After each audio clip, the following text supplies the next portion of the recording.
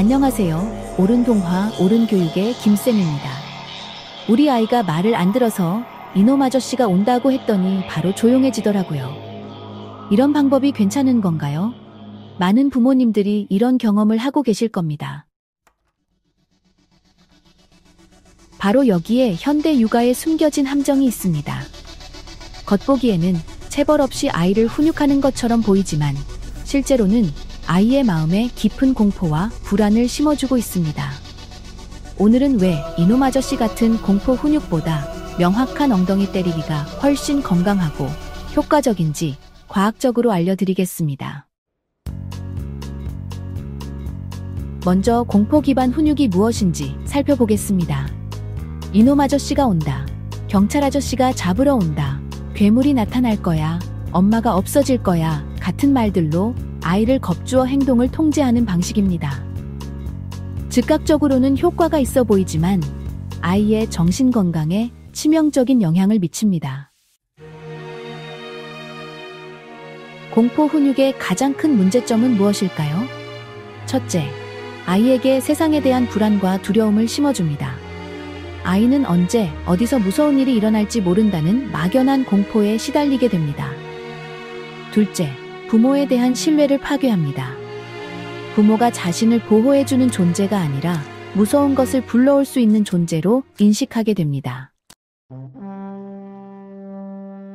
네, 하버드 메디컬 스쿨에서 2021년에 진행된 연구에 따르면 공포 기반 훈육을 받은 아이들의 스트레스 호르몬 수치가 정상 범위의 2.5배에 달했다고 보고했습니다. 그리고 장기적으로는 불안 장애와 우울증 발병률이 현저히 높았다는 결과도 나왔습니다. 반면에 적절한 신체적 자극을 받은 아이들은 스트레스 지표가 정상 범위를 유지했다고 해요. 그렇다면 엉덩이 때리기는 왜 더 건강한 훈육법일까요? 첫 번째로 투명성과 예측 가능성이 있다는 점입니다. 아이는 자신이 정확히 무엇을 잘못했는지 그리고 그 결과가 무엇인지 명확하게 알 수 있습니다. 예를 들어 병이에 가지 않았으니 엉덩이를 때릴 거야 라는 식으로 아주 명확한 인과관계가 생깁니다.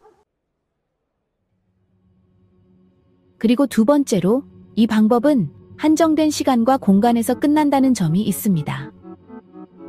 엉덩이를 때리는 것은 정말 몇 초면 끝나지만 공포는 아이의 마음속에서 계속 지속될 수 있습니다. 아이는 언제까지 무서워해야 하는지 알지 못해서 만성적인 불안 상태에 빠질 수 있다는 거죠. 셋째, 즉각적인 애착 회복이 가능합니다. 엉덩이를 때린 후 바로 안아주며 잘못된 행동 때문에 벌을 받았지만 엄마 아빠는 널 사랑해라고 말할 수 있습니다.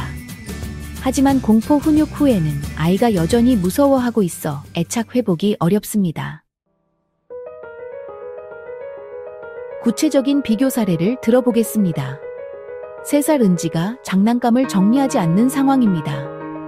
공포 훈육 방식이라면 정리 안 하면 이놈 아저씨가 와서 은지를 데려갈 거야 라고 말할 것입니다. 은지는 즉시 정리하겠지만 그 후로도 계속 이놈 아저씨에 대한 공포에 시달리게 됩니다.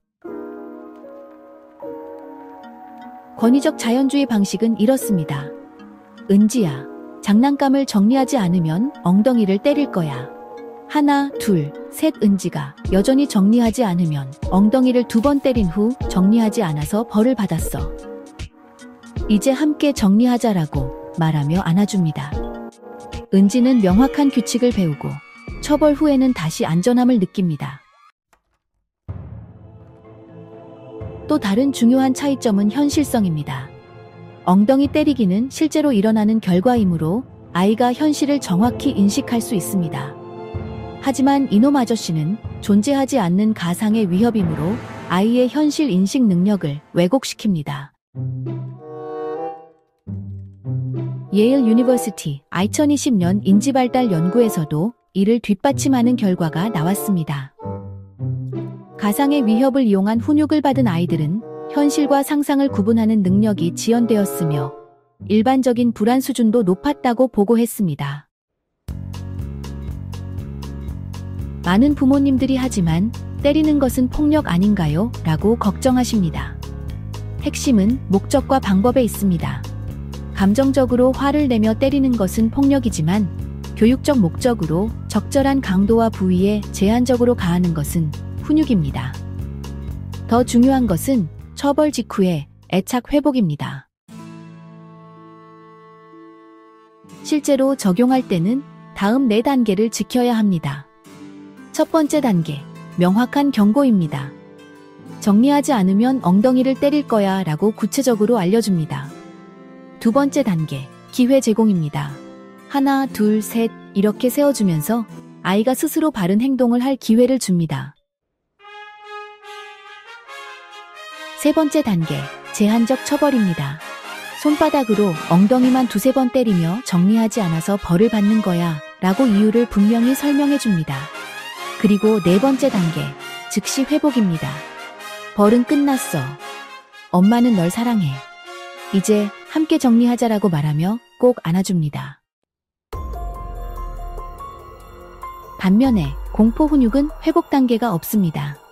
아이는 언제까지 무서워해야 하는지 또 언제 다시 안전해지는지 알 수 없어서 계속해서 불안한 상태에 머물게 됩니다. 이것이 바로 공포 훈육의 가장 큰 문제점입니다. 또한 공포 훈육은 창의성과 탐구 정신을 억압합니다. 아이는 뭔가 새로운 것을 시도하면 무서운 일이 생길 수도 있다는 생각에 소극적이 됩니다. 하지만 명확한 규칙과 결과가 있는 환경에서는 그 범위 안에서 자유롭게 탐색할 수 있습니다. 혹시 그래도 때리지 않고 할 수 있는 방법이 있지 않나요? 라고 생각하시는 분들께 말씀드립니다. 물론 다른 방법들도 있습니다. 하지만 공포를 이용하는 것보다는 명확하고 제한적인 신체적 자극이 훨씬 건강하고 효과적입니다. 무엇보다 투명하고 예측 가능하며 즉시 회복이 가능하기 때문입니다. 오늘부터 실천할 수 있는 3가지 방법을 알려드리겠습니다. 첫째, 이놈 아저씨. 괴물 같은 공포 유발 단어를 완전히 금지하고 명확한 결과만 말씀해주세요. 둘째, 처벌 후에는 반드시 3분 내에 아이를 안아주고 사랑을 확인시켜주세요. 셋째, 매일 아이에게 우리 집 규칙은 명확하고 공정하다는 점을 강조하며 안정감을 제공해주세요. 진정한 사랑은 아이를 보호하는 것입니다. 가상의 공포로 아이를 위협하는 것이 아니라 명확한 경계 안에서 안전하게 자랄 수 있도록 돕는 것이 부모의 역할입니다. 오늘도 투명하고 일관된 사랑으로 아이를 키우시길 바랍니다.